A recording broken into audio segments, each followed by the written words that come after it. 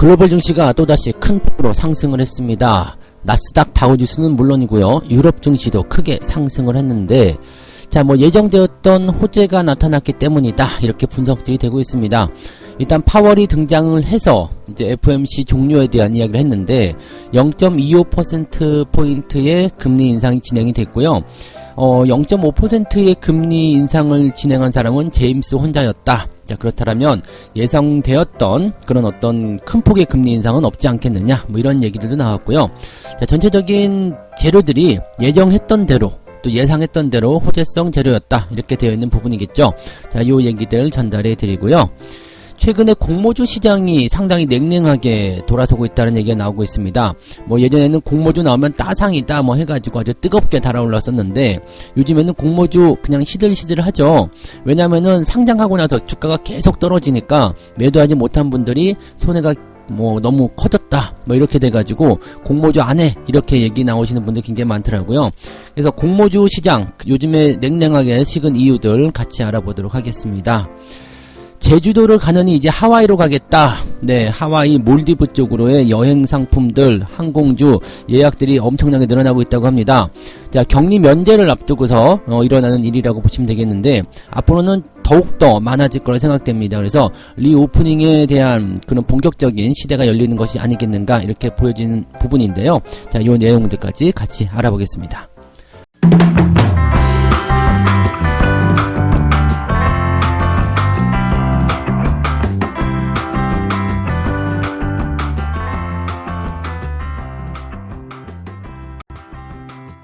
네, 반갑습니다. 오늘은 3월 17일 목요일입니다. 시장 분위기가 완전히 봄날이 됐네요.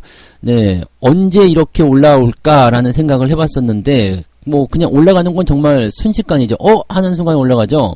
그러니까 바닥권에 아직은 주가가 놓여있는 상태이긴 합니다만, 계속적인 기대감을 가지고서 이제 올라가면서 또 잠깐씩 떨어지는 날도 있겠죠. 하지만 오르고 내리고 하면서 저점을 계속 높여가게 된다면 지금을 바닥으로 잡아놓고 주가가 상승하는 흐름이 나타나게 되겠죠. 자, 너무 아래쪽을 생각하시면 안 될 것 같고요. 이제는 방향성을 정했다라고 판단이 된다면 긍정적인 부분도 우리가 계속 생각해 볼 필요는 있을 것 같습니다. 다우지수가 1.5% 상승했어요. 그리고 나스닥이 무려 3.7% 올랐습니다. 어제에 이어서 또 올라간 거예요. 그러니까 나스닥이 지금 어제까지 합치면은 거의 6% 가까이 상승한 모습인데 13,400포인트까지 올라갔습니다. 다우지수도 34,000포인트를 다시 회복하는 모습이죠. 전체적으로 이제 조정에 대한 부분들이 충분하지 않았다라는 생각을 할 수도 있겠습니다만, 그동안 워낙 많이 급락했었던 부분들이 있었기 때문에 그것을 다 끌어올리고 있는 그런 형태다라고 봐주시면 되겠습니다. 이뿐만 아니라 유럽도 지금 3%대씩 다들 올라가 있는 모습입니다. 요즘의 상황들 보시면은요, 상승을 조금 강하게 해주고 내려갈 때는 살짝 내려갔다가 또 올라갈 때 더 치고 올라가는 모습이 많이들 보이고 있습니다. 중국이나 러시아 쪽은 여전히 좀 불안하겠습니다만, 그 외의 국가들은 예정된 수순으로 가고 있다, 이렇게 얘기들이 나오고 있는 부분인 것 같습니다. 자, 재료들 먼저 살펴볼 건데요. 주가가 강하게 올라간 이유 중에 하나는 연준의 금리 인상입니다. 금리 인상했는데 왜요? 예상했었던 부분이기 때문에 그렇죠. 0.25%포인트를 올렸습니다. 예상했던 그대로고요. 그 다음에 이제 금리 인상에 대한 부분들이 앞으로 7번이 나온다, 6번이 나온다, 이렇게 나오고 있지만, 지금 현재 점도표에서는 6번 더 금리 인상을 할 수도 있겠다라고 얘기를 하고 있습니다. 그러니까 위원들의 금리 전망치를 담은 점도표를 살펴보게 되면 올해 기준금리의 중간값은 1.9% 정도 될 것 같아요 라고 예상이 되어 있는데, 이 부분이 지금 6번 회의 동안에 모두 한 차례씩 금리 인상이 될 것이다. 즉 0.25씩 금리가 인상된다 라는 것을 이제 예상하고 있다, 이렇게 되어 있는 부분인데, 자, 여기서 이제 그 의원들의 이야기를 한번 살펴보게 되면, 투표권을 가진 9명의 위원 중에서 제임스 블러드, 얘가 이제 계속적으로 0.5% 금리 인상하자고 얘기했었던 사람이잖아요.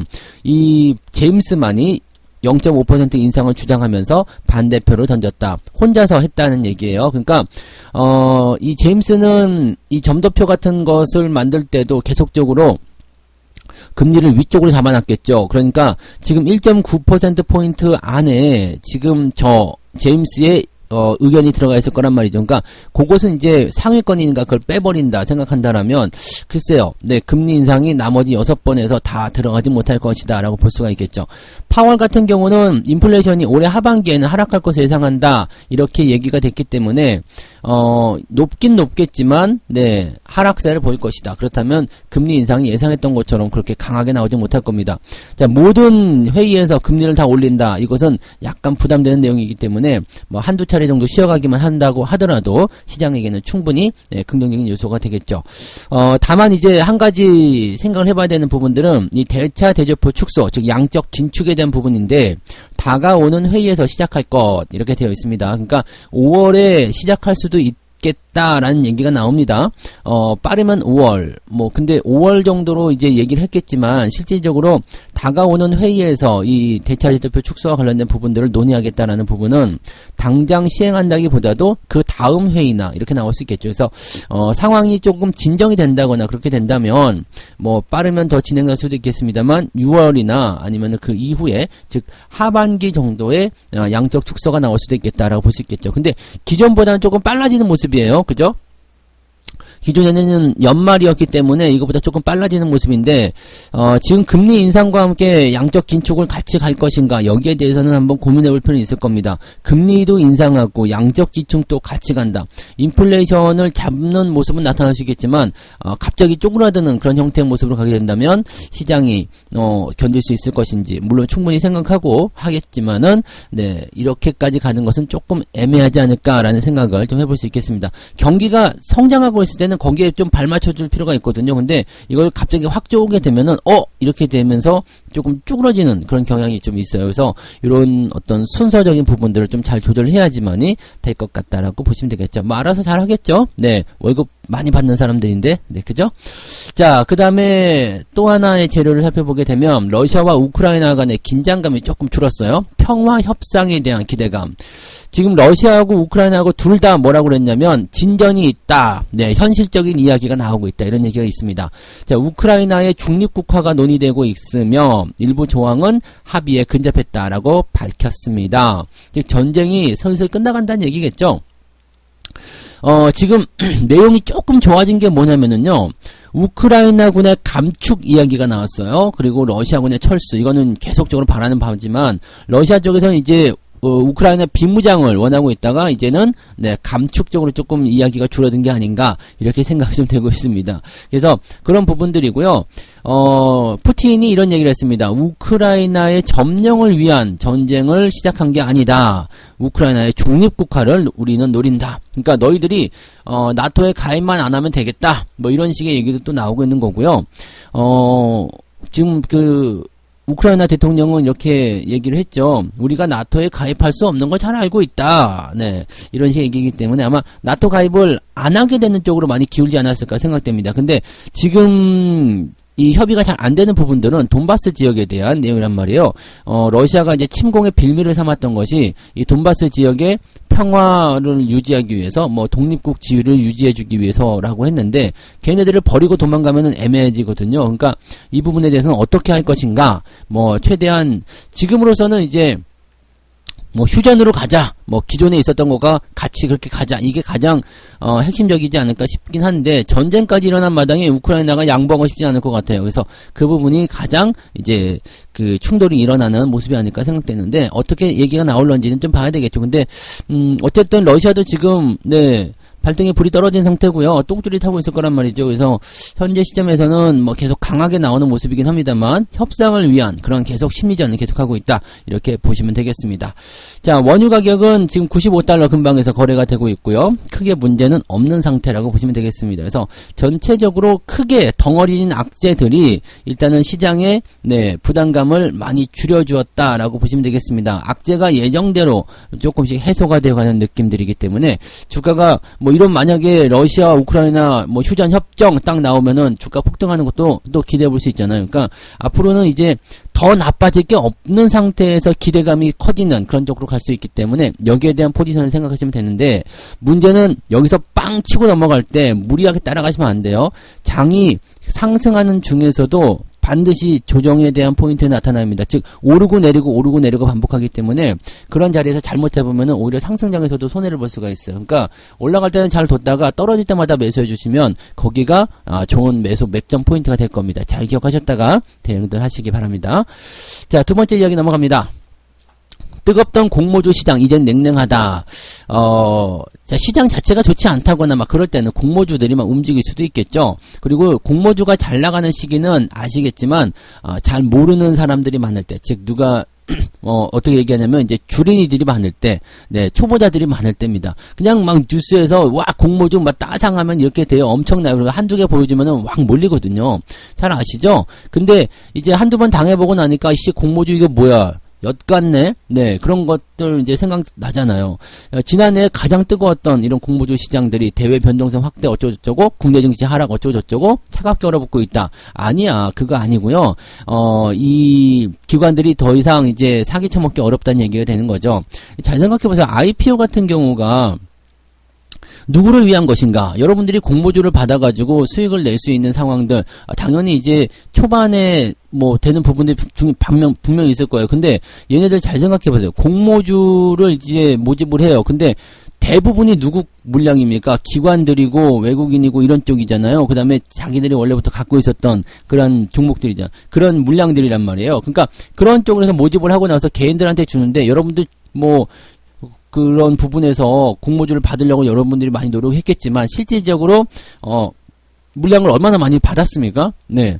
막 몇 억씩 갖다 넣어가야지 한 주, 두 주씩 막 이렇게 받아내고 정말 이거 뭐 거지 적선하는 것도 아니고 막 이렇게 준단 말이에요. 그러고 나서 주가가 빵 튀었어요. 수익 나는 사람들이 많지 않아. 공모주 받지를 못해. 그러니까 어떻게 해요? 초반에 그냥 막 갖다 들어가죠.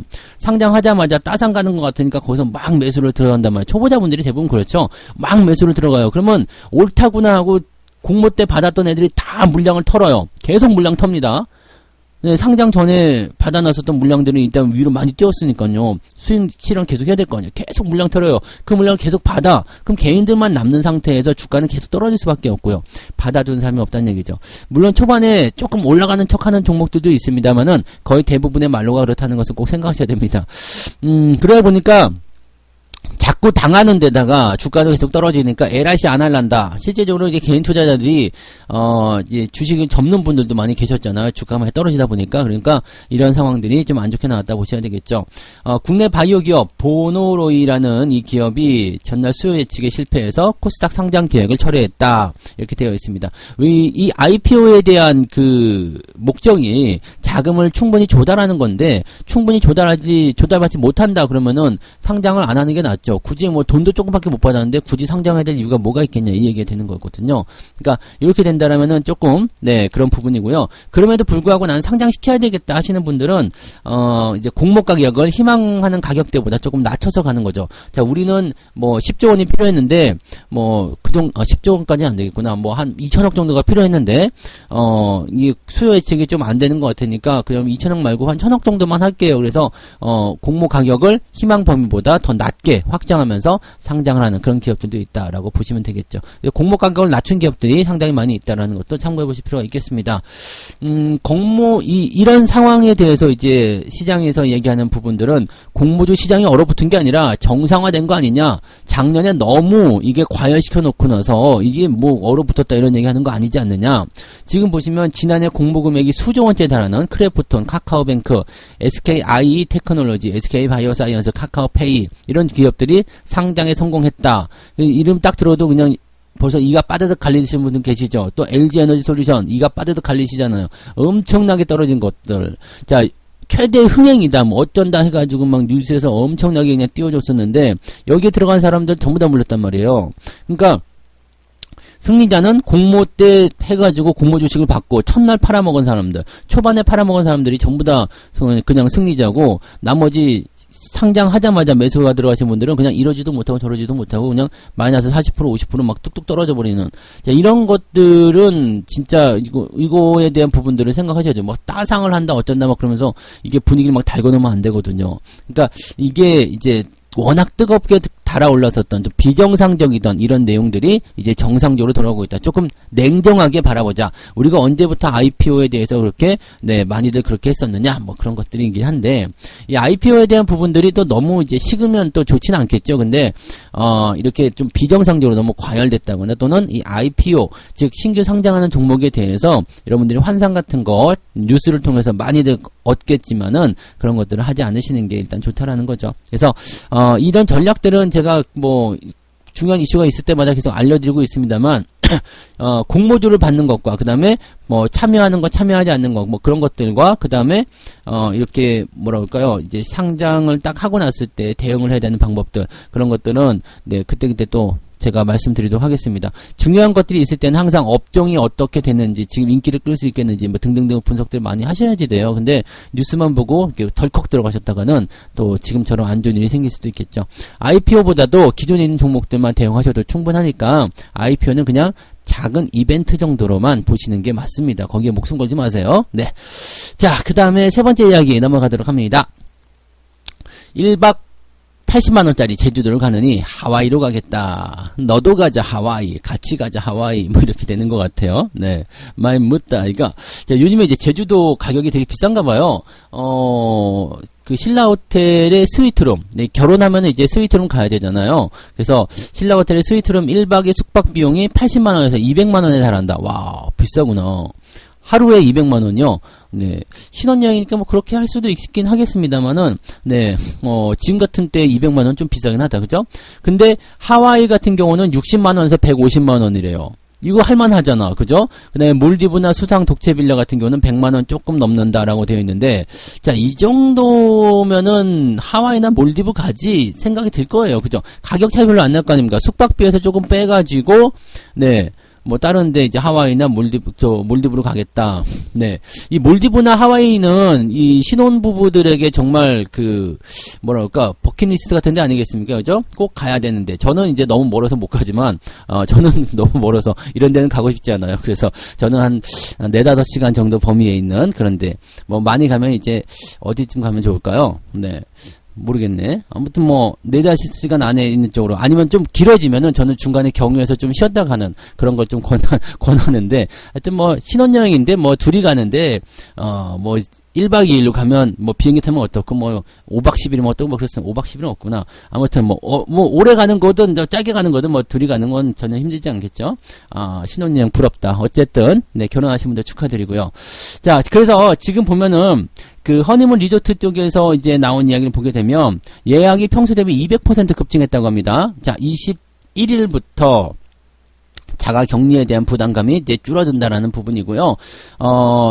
뭐 앞으로 이제 거리두기 같은 경우도 이제 없어진다라는 얘기가 있기 때문에 뭐 이런 것들 굉장히 좋겠죠. 그다음에 격리 해제 뭐 이런 것들 나오면은 이제 전통적인 신혼여행지로 가려는 수요가 크게 늘어나고 있다라는 부분이 되겠죠. 자, 코로나 기간 동안에는 신혼여행지로 제주도가 다시 한번 부각이 됐었는데 이제 제주도가 너무 비싸다. 그죠? 솔직히 얘기해서 네, 이 정도 너무 비싼 것 같아요. 아무리 수요가 몰린다 하더라도 국내에서 좀 그러면 너무 하지 않겠습니까? 그죠? 네. 자, 현재 예약 상황을 살펴보게 되면은요. 미주의 39.1% 맞네요. 유럽도 31.5%, 동남아 18.9%, 대양주 6.9%, 일본 3.3%, 중국은 0.3%. 중국도 있긴 있네요. 네, 0.3% 간다고? 네, 지금 중국은 웬만하면 가고 싶지 않은 것 같긴 한데, 네, 저기 하이난 같은 곳은 괜찮은가요? 네, 뭐 그런 쪽은 갈 수 있. 0.3%. 네, 이거는 어느 정도 되겠네요. 그래서 이건 해외 항공 노선이니까 뭐 그렇게 되겠군요. 그래서 이거는 꼭 여행을 간다라기보다도 뭐 일적으로 가시는 분들이 있을 수도 있겠습니다. 미주나 유럽, 야, 이쪽으로 이제 퍼지고 있다는 얘기죠. 왜냐면 유럽이라든지 이런 미주 지역으로는 마스크 벗는 사례들 많이 나타나고 있어요. 그리고 사이판 이런 데 있었잖아요. 사이판 격리가 없는데 얼마 전까지만 해도 사이판은 여행 오면은 1인당 120불씩 네 120불 맞죠? 그 정도씩 그 코로나 지원비를 또 줬다는 얘기가 있어요. 그러니까 야, 그런데 뭐 여행 계속 가시는 부분이 있었던 것 같아요. 그래서 격리 없이 떠날 수 있는 사이판 이런 쪽이 계속 인기를 끌었었는데 이제 격리가 없어진다라면 네, 괌과 하와이 이런 데가 높아지지 않겠느냐. 괌 정도 괜찮네. 그죠? 괌 이런 데도 가깝잖아. 한 4시간 조금 넘으면 가죠. 괌 같은 데는 이런 데 좋지. 자, 그래서 이제는 이제 이런 해외 여행지가 점점 늘어나게 된다라면 여러분 생각하시는 것은 뭐겠습니까? 여행 여행주, 항공주 이런 쪽으로 딱 들어가는 거거든요. 그래서 이렇게 보시면 되고, 지금 장거리 노선 중에서도 이제 뭐 스페인, 뭐 스위스 이런 쪽이 이제 입국 시 격리 없이 여행이 가능하다. 국경 개방해놨다 이거죠. 이제 전 세계적으로 이렇게 되어 가는 겁니다. 여기에 대한 부분들은 여러분들이 이제 점점 녹아들 것이다 생각하시면 되겠어요. 생각보다 더 빠르게 진행되고 있어요. 그러니까 저는 이제 올 상반기 정도 안에는 어느 정도 이제 국내에서도 정리가 되고 해외 쪽으로 넘어가는 부분들이 올 하반기쯤 되면 많이 나오지 않겠나 생각했는데, 생각했던 것보다 사람들이 속안에 맺힌 게 많은 것 같아요. 이씨 도대체 갇혀서는 못 살겠다. 네, 집 안에만 갇혀 있다가 이제 집 밖에 나가면 살을 맛났는데 국내에 갇혀 있다가 해외 가고 싶다. 이 해외 여행에 목말라 있는 분들 굉장히 많거든요. 그러면 여러분들 내 사정은 다른 사람들도 다 마찬가지일 거란 이야기예요. 그렇다면 여러분들이 어디에 주목을 해야 되겠습니까? 여행과 항공 쪽에 주목을 해야 되겠죠. 리오프닝은 그런 거예요. 그러니까 그런 쪽에 여러분들이 관심들을 계속 가지시는 거. 그동안 주가가 뚝 떨어졌었던 부분들이 다시 보상을 받을 날이 오게 될 거다. 이렇게 생각하시면 되겠죠. 뭐 너무 많이 올라가는 것들을 급하게 따라가시는 건 안 되겠지만 천천히 준비해 놓고 있거나 지금 뭐 물려 있었던 상태에서 플러스 넘어가는 거 많이 계시겠죠. 네, 그런 것들도 같이 살펴보시면 좋을 거라 생각합니다. 앞으로 해외여행도 마음껏 갈 수 있는 그런 좋은 세상이 다시 열릴 거라고 믿어봅니다. 네. 자, 오늘은 다 좋은 소식밖에 없어요. 기분이 좋네요. 네, 나스닥이 급등을 했는데 예정된 호재, 금리 인상과 그 다음에 우크라이나 쪽 전쟁에 대한 부담감이 많이 줄었다라는 이야기 전달해 드렸고요. 공모주 시장이 이제 냉랭하게 좀 식고 있다, 사람들이 관심이 좀 식었다라는 얘기인데 이거는 이렇게 되는 게 맞아요. 그래서 너무 뜨거운 곳에 반응하지 않도록 해주시는 게 좋겠고요. 제주도 가느니 하와이로, 이제 가라 하와이. 네, 이제는 해외여행의 길이 열리기 시작했고 곧 현실로 다가온다. 아직까지 걱정되시는 분들은요, 올 하반기부터 가셔도 괜찮을 것 같아요. 그래서 미리 이제 많이 다들 다녀오시고 이제 많이 풀리게 되고, 그렇게 되면 가지 말라고 해도 가시는 일들이 생기겠죠. 자, 올해만 그래도 좀 잘 참으시면 내년에는 그냥 뭐 신경 쓰지 않고 해외여행을 다니시는 분들도 많이 생기시지 않을까, 그렇게 생각이 좀 드네요. 예, 그런 부분들 기대감을 좀 많이 가져봅시다. 네. 자, 책 한 곡 읽고 마무리하도록 하겠습니다. 성공의 비법은 없다. 길게 보고 투자하라. 장기 분산 투자의 효율성은 이미 수차례 검증받고 있는 것이다. 복리의 마술은 엄청나다. 우량주를 박앤세일 때 사서 비쌀 때 팔면 그것이 바로 최고의 투자다. 뭐 아주 쉬운 말 중에 하나인데 굉장히 어려운 것 중에 하나이기도 합니다. 네, 쌀 때는 사실 겁이 나가지고 매수하기가 어렵거든요. 근데 그럴 때 네, 더 힘을 내시고 또 잘 버텨내시고, 그게 제일 중요한 겁니다. 여러분들 모두 다 잘 되실 거라 생각합니다. 이제 슬슬 봄처럼 이제 봄에 눈 녹듯이 살살 계좌가 이제 풀려가고 있으니까 거기에 대한 기대감 가져보시고, 아, 내가 그동안 잘 참았어 라는 그런 어떤 보상들을 충분히들 받으셨으면 좋겠습니다. 자, 오늘도 여러분들 성공투자 쭉 이어나가시기 바라고요. 좋은 일들 많이 생기시기 바랍니다. 저는 장중시황에서 다시 오도록 합니다. 고맙습니다. 본 방송에서 제공되는 모든 정보는 투자 판단의 참고 자료이며 투자의 최종 책임은 본 방송을 이용하는 본인에게 있습니다.